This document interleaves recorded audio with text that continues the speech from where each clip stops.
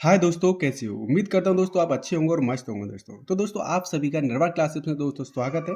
तो दोस्तों आज हम बात करते हैं दोस्तों जो बीएलओ के द्वारा जो सबके पास जो गणना प्रपत्र भेजा गया है, यानी भारतीय निर्वाचन आयोग गणना प्रपत्र भेजा गया है।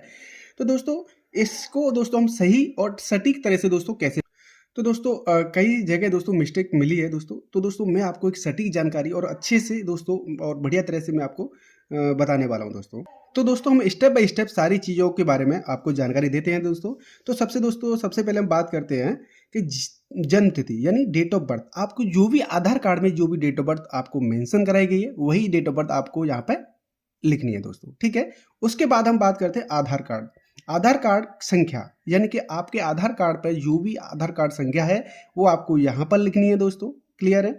उसके बाद में आपको मोबाइल नंबर, अगर यहाँ पे आपको मोबाइल नंबर लिखना है। अगर आपका मोबाइल नंबर आधार कार्ड से लिंक है तो भी आपको लिखना है, नहीं लिंक है तब भी आपको लिखना है। ऐसा नहीं है कि आपको लिंक मोबाइल नंबर नहीं है तो आपको नहीं लिखना, आपका जो भी मोबाइल नंबर है आपको यहाँ पे मेंशन कर सकते हैं। उसके बाद यहाँ पे पिता और अभिभावक का नाम। तो आपके आधार कार्ड पर जो भी आपका नाम, पिता का नाम जो भी है लिखा हुआ है वही आपको नाम लिखना है। ऐसा नहीं करना जो आपके कागजों में जो आपको नाम लिखा हुआ है वो आपको नाम लिखना है, नहीं, सिर्फ आपको आधार कार्ड पे जो नाम है वही आपको नाम आपका मेंशन करना है। क्लियर है दोस्तों। उसके बाद आपने पिता या अभिभावक का ईपीआई संख्या, ठीक है दोस्तों। तो ईपीआई संख्या यानी कि आपकी जो वोटर आईडी है ना उस पर आपको ईपीआई संख्या मिल जाएगा, यानी आपके पिता का वोटर कार्ड पे ईपीआई संख्या मिल जाएगा, यानी इपिक संख्या, ठीक है। उसके बाद माता का नाम, आपको अपनी माता का नाम लिखना है, जो भी आपके आधार कार्ड पे लिखा हुआ है वही आपको यहाँ पर मेंशन करना है।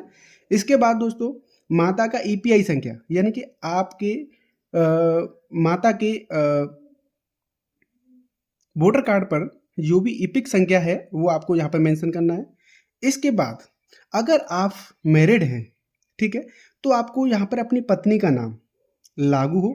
अगर आप मैरिड नहीं है तो आप इसको छोड़ भी सकते हैं, कोई दिक्कत नहीं है, ठीक है दोस्तों। यहाँ पे मैरिड हैं तो आप अपनी पत्नी का नाम लिख सकते हैं। और ये यहाँ पे अगला ऑप्शन है पति या पत्नी का नाम यानी ईपीआई संख्या। तो यहाँ पे आप अपना ईपीआई संख्या डाल सकते हैं, उनके वोटर आईडी से आपको मिल जाएगा। इतना सा दोस्तों, कोई दिक्कत नहीं है भरने में, आप भर सकते हैं। अब बात करते हैं दोस्तों यहाँ पे 2002 और 2003 के द्वारा जो जनगणना हुई थी, अगर उस जनगणना में अगर आपका नाम है, क्लियर है दोस्तों, अगर उस जनगणना में आपका नाम है तो आपको ओनली ये वाला पोर्शन भरना है, ये वाला पोर्शन आपको नहीं भरना, ठीक है। अगर आपका, मैं इसके बारे में भी आपको डिटेल में बताऊंगा। सबसे पहले हम क्या करेंगे, यहाँ पे पिछला ISIR की मतदाता सूची में मतदाता का विवरण, ठीक है। अब क्या करेंगे, जैसे कि आपका पिछली वोटर लिस्ट में आपको नाम है, यानी पिछली जनगणना में नाम है, तो आपको कैसे भरना है ये, यानी कि आपका निर्वाचन का नाम जो भी यहाँ पे आपका डला हुआ है वो आपका नाम भरना है यहाँ पे। उसके बाद में ईपीआई संख्या, ठीक है, जो भी आपका वोटिंग लिस्ट जो वोटर आईडी है उस पर आपका ईपीआई संख्या लिखा हुआ है, आप यहाँ पे अपना डाल सकते हैं। अब यहाँ पे डाला हुआ संबंधी का नाम यानी रिलेशनशिप जो भी आपका नाम है, यानी कि आपके पिता का नाम आएगा, ठीक है ना दोस्तों। आपके किसका नाम आएगा, आपके पापा का नाम आएगा यहाँ पे। अब नेक्स्ट ऑप्शन में पूछ रहा है दोस्तों यहाँ पे संबंधी, यानी कि आपके पिता का आपसे क्या संबंध है, यानी कि आपके पिता का आपसे पिता का संबंध है। तो यहाँ पे आप अपने पिता यानी कि ओनली पिता डालेंगे यहाँ पे, ठीक है ना, पिता या पुत्र आप डाल सकते हैं। उसके बाद यहाँ पर आपको जिला आ रहा है, ठीक है दोस्तों, जिला यानी किस जिले से आप बिलोंग करते हैं, तो आप यहाँ पे भी आपको पता चल जाएगा, ठीक है ना। यानी आप आगरा जिले से बिलोंग या किसी दूसरे जिले से बिलोंग करते हैं वो आप यहाँ पे लिख सकते हैं।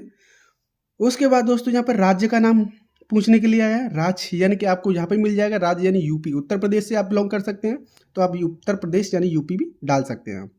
उसके बाद दोस्तों हम आपको बताते हैं विधानसभा निर्वाचन क्षेत्र का नाम, ठीक है। आप जहाँ से भी बिलोंग करते हैं वहाँ का निर्वाचन क्षेत्र का नाम आपको यहाँ पर मेंशन करना है। अब वो बोलेंगे अब वो कहाँ मिलेगा, तो आपकी 2002 या 2003 की जनगणना जो लिस्ट है आपकी उसमें आपको ऊपर हेडलाइन में मेंशन किया हुआ मिल जाएगा, तो आपको वही नोट डाउन करना है यहाँ पे। अब बात करते हैं विधानसभा निर्वाचन क्षेत्र की संख्या। तो ऊपर ही जो पुरानी जो जनगणना हुई थी उस पर जो आपको किसी गवर्नमेंट स्कूल में चले जाना, बीएलओ के पास चले जाना, वो आपको लिस्ट दे देंगे।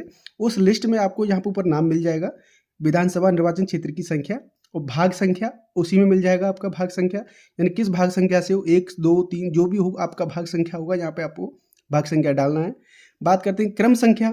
तो क्रम संख्या जो भी आपको जो लिस्ट में नाम होगा ना, जैसे पुरानी जनगणना के हिसाब से आपका नाम है 75 76, जो भी आपका क्रम संख्या के नाम है वो उसके अकॉर्डिंग यहाँ पे आपको मेंशन करना है।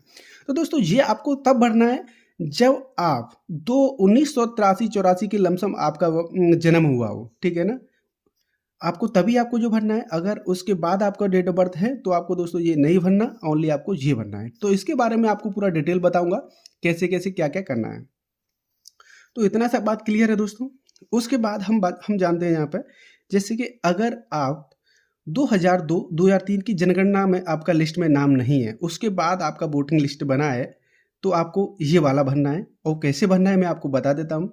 जैसे कि पिछले कॉलम में दिए गए संबंधी का विवरण, यानी पिछले SIR के अनुसार, ठीक है, इसके आपको इसके अनुसार ये वाला आपको कॉलम भरना है ठीक तरह से।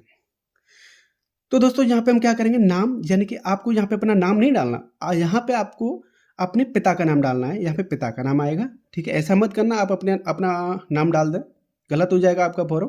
तो यहाँ पे अपने पिता का नाम डालना है। उसके बाद EPI संख्या, यानी यदि उपलब्ध हो तो यहाँ पे अगर आपके पिता का EPI संख्या अगर आपके पास उपलब्ध है, उनका वोटर ID आपके पास है, तो वोटर ID पे आपको जो अभी भी जो नए बने हैं कुछ दिन पहले, वो आपको डालना है, ठीक है दोस्तों। उसके बाद यानी संबंधी का नाम, यानी आपको यहाँ पे संबंधी का नाम डालना है। संबंधी यानी कि आपके पिता, यानी पिता के पिता का नाम यहाँ पे आएगा दोस्तों, पिता के पिता का नाम आएगा यहाँ पे। यहाँ पे इस वाले कॉलम में आपका कुछ नहीं आएगा, इस वाले कॉलम में सिर्फ आपके पिता का डाटा आएगा। तो ये संबंधी का नाम यानी कि पिता के पिता, यानी आपके दादा, ठीक है ना। तो यहाँ पे आपके पिता का नाम आएगा दोस्तों, जो भी है आपके पिता के आधार कार्ड में मेंशन होगा। यहाँ पे आपके में तो नहीं होगा, आपके पिता के आधार कार्ड में आपको मेंशन मिल जाएगा। तो उसके बाद में संबंधी का नाम आएगा। अब ये देखो दोस्तों, आपके पिता आपके दादा के कौन लगेंगे, पिता लगेंगे ना, आपके पिता दादा के कौन लगेंगे, पिता लगेंगे। तो यहाँ पे पिता ऑप्शन में डाल देना संबंध में। उसके बाद यहाँ पे जिला आ रहा है, ठीक है दोस्तों। तो जिला, आप किस जिले से बिलोंग करते हैं, आप जिस भी जिले से बिलोंग करते हैं दोस्तों, उस जिले का आपको यहाँ पे नाम मेंशन कर देना है, ठीक है। उसके बाद बात करते हैं दोस्तों राज्य का नाम।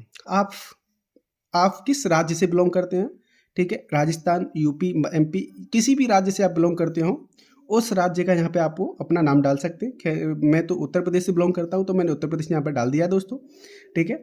अब यहाँ पे विधानसभा निर्वाचन क्षेत्र का नाम सेम डालना है दोस्तों, यहाँ पे जो भी आपको यहाँ पे डालना है, ठीक है। निर्वाचन क्षेत्र का नाम जो है वो यहाँ पे डालना है। इसमें आपको एक बात अच्छे से ध्यान रखनी है, अगर आप नई जनगणना में शामिल हो रहे हैं तो आपको सिर्फ ये वाला भरना है, वो भी पापा का डाटा भरना है।